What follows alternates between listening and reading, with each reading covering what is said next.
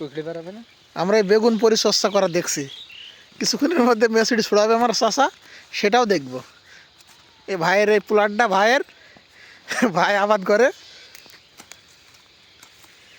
দেখা যাক কি করে। এখানে সুন্দর সুন্দর টমেটো আছে, এই যে মেসিডি বানও আছে, এই যে ভাইয়ের এই বান, এই চাষা নাকি বলেছে মেসিডি নেব। তো চাষা কি করছেন? আমি বাবা মেহরি করে আসছি। মেসিডি তো এখনো পাকা সময় হয়নি। না, বেশি পাইকে গেলে পট পট করে, আমার কাছে খুব একটা ভালো লাগে না, তাই একটু হালকা নরম একটা আমি পছন্দ করি। তাই যাক, তারপরও আপনি দেখেন 2-4টা অবশ্য হয়েছে, এই যে লাল লাল হয়েছে, অনেক পটাশিয়াম আছে। পটাশিয়াম আছে।